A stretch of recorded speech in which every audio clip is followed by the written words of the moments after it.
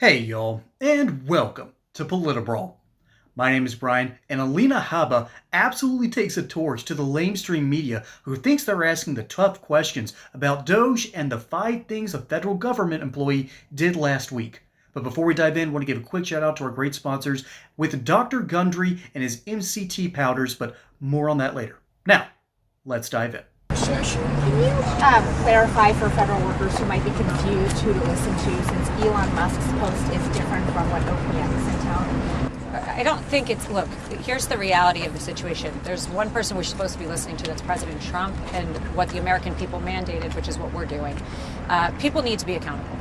You need to be able to answer the question. If you couldn't answer it yesterday, you have till today. But the reality is accountability is real. I can't not show up to work every day. I have to answer to the president. And by answering to the president, I answer to the American people. It's very simple. Would you want to pay somebody to do a job and they don't show up to work? I don't think so. I could name 5 things, 5 bullets, in about 5 minutes of me coming into the office every day. If you struggle to do that for a week, there's no excuse for that. Now, you can have an extra day to answer it, but you better be able to answer it. What clarification can you offer workers, though, who are confused? I'm not sure why you're confused or why it's so hard to answer what 5 things you've done in the past week. And what do you say to departments that have told their employees you don't have to answer? Well, I think that there's reasoning behind that. You have to understand some of these departments, obviously, we work with top secret information that perhaps you're not supposed to disclose. There's a lot of complications that I'm not going to get into, but there's no question that every single cabinet member, every single person that was put into this administration wants the American people working, wants people back to work, wants to stop the Zoom calls, and wants to stop people from double dipping and having 2 jobs when taxpayer dollars are paying for you to come to work. Is the White House investigating any of the Doge resistance, like hacking of the That's a question for Doge and DOJ. Are White House staffers included in the ask by Elon Musk? Did you turn in 5 things to President Trump that you did? I received an email. President Trump knows what I do every single day. So for me to answer that email is incredibly easy. Frankly, the American people see what I do every single day. So it's just such a non-issue. Think about the fact that we're having look at all of you standing here asking me why people are upset to answer to their boss, the American people, and the President of the United States, what you've done at work. What a ridiculous thing. I mean, it's as ridiculous as us having to say that boys can't play in women's sports. The fact that we are wasting American taxpayer dollars to even have to correct this is insane. Should people that don't respond? in order to fire people who don't answer? Well, firing people has been happening. It happens in every job. Is it outrageous to you that we're firing people? I mean, PPO has fired tons of people. Each department has fired tons of people. If you're not on an American First agenda, you're not here. But will they be fired if they don't? Just to be clear, will they be fired if they don't respond? I think the president spoke on that. I'll refer to his statement. You will be held accountable. You will lose your job if you are not working. But OPM had said, I believe it was minutes afterwards, it was 3 minutes afterwards, that a failure to respond is not time to resignation. So, listen, it's like any job. We're going to ask you what you're doing. Each department is in charge. We have to look at what everybody is doing. You want to say that we're just going to go in and do something careless? No, we don't do things carelessly. But we are asking people to show us that you are working. And what's going to happen to the messages? Will a higher up evaluate the message and see whether this person was being effective and constructive that week, or is it just that you must respond to show that you exist? I think every department will handle it in a coordinated effort, but the mandate is real. You have to show up to work. Will it take staff time to read them? I mean, Of course it takes people's time to read them. We're not asking them so that we put them in a wastebasket. We're asking because we want to know. Is there anything you can share about whether the president is making calls today ahead of this vote in the House or the budget? I don't ever. You know me better than that. I don't speak for the president ahead of him. The president will speak for himself. And lucky for everyone in America, President Trump is on the news every day answering questions whenever you guys want. I think that's something that we really have to say, look, there's transparency like we've never seen. And that can cause confusion for people. I understand that. But just know that while we are being absolutely transparent, these are intricate things that we're dealing with, and there are teams of people coordinating, working together to make sure we make this country better. Thank you so much. What a perfect note to end on here. And y'all, it has been amazing watching the differences between the last 2 presidents just in the way that they're handling the media. You had one dude, President Joe Biden, who ran away from the media like a scared little girl, whereas Donald Trump has been out here answering questions left and right, off the cuff and often without a teleprompter. Okay? And let's pull up the actual numbers here because this is absolutely bizarre when you take a look at the grand scheme. National Journal White House correspondent George E. Condon Jr. reported that his news outlet tracked 1,009 questions the president had answered in the past month, from less than an hour of taking office until up to last Wednesday night. It took Trump only 3 days to eclipse the 141 questions former President Biden took in his first month. Trump took 164. Sorry, my dyslexia kicks in a little here. Trump took 164 questions by the end of his third day. And that day, he also went past the known count of 161 questions in former President Obama's first month in 2009.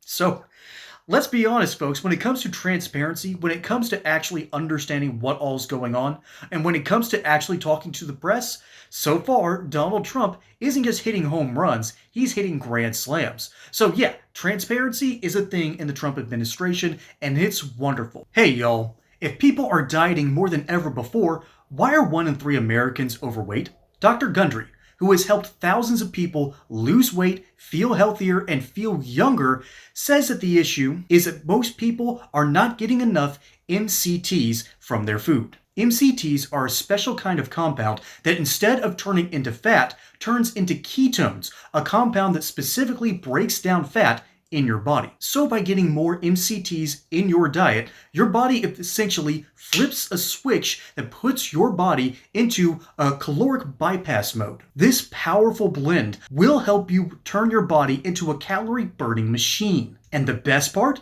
It tastes great. All you gotta do is add it into some water and watch as your own body starts burning the fat away, helping you feel slimmer and more energized. Go to GundryMD.com/brawl right now and get up to 43% off your regularly priced order with a 90-day money-back guarantee. And speaking of transparency, when it comes to the actual transparency of what our government workers are actually doing, you have these reporters lobbing these questions. They're not exactly softballs, but they're pretty easy to tee up because we know what the mainstream media is going to throw at us at this point. We are so used to these either gotcha questions or these long-form setup questions to catch us in a trap later on down the road. Well, we've learned from our mistakes, and conservatives and Republicans aren't falling in this pit ever again, and the mainstream media is going to take a long time for them to ever catch up. So whenever they ask the question of, well, how do you feel about about answering the what 5 things did you do last week? And Habba absolutely knocks it out of the park, and she says it's very easy. Y'all see what I do every day, so this will be the easiest assignment I'll ever have. Now, I do understand to some degree why this would tick off a government worker. Seriously, just bear with me for just a moment. Being asked from your new superior, what do you do around here?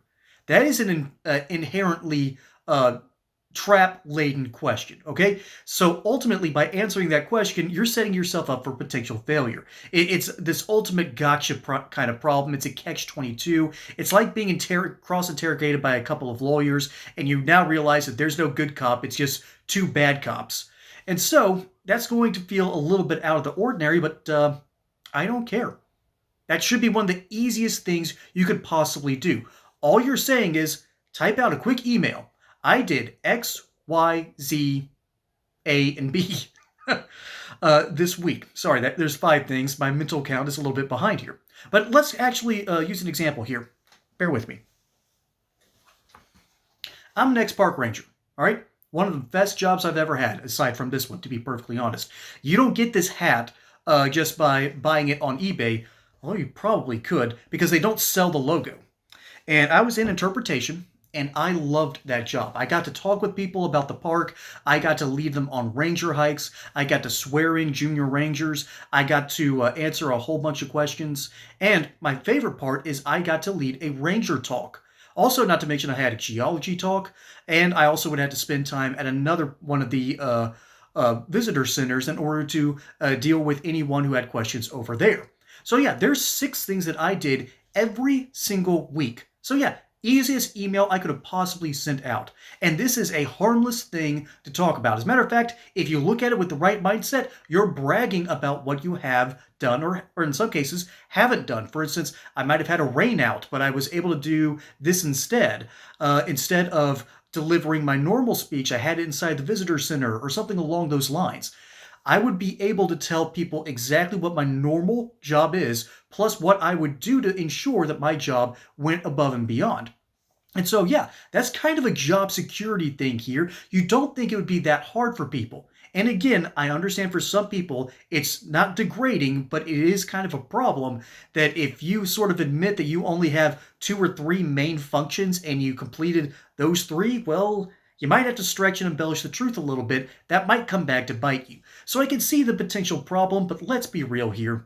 If you can't answer that question, you don't need to be working for the federal government. You do not need to be taking up my tax dollars. You do not, under any circumstance, need to be working there, and someone else can pick up what little slack you actually have. So yeah, this whole Doge thing about name the 5 things you did last week, and that's all they're really asking. I mean, outside of a handful of people, for instance, janitors, let's be honest, you cleaned some bathrooms. Okay, you cleaned this bathroom here, you dealt with this problem, you made sure you signed in. Honestly, just figure it out from there. Seriously, in the industry, there's a acronym called CYA, and that's what most of these employees are actually good at. So I'm not worried about these people. I'm not worried about a janitor losing their job. I'm worried, I'm not worried, however, that some administrator is a little bit in over their heads and can't really keep up, and someone else can take that position instead. That is what the Department of Government Efficiency is all about. And for people to be screaming about this issue, well, hit dogs are going to bark. Folks, my name is Brian. Hope you enjoyed that segment here on Politbrawl. Don't forget to like and subscribe. Catch you on the next one. And until then, y'all have a good one.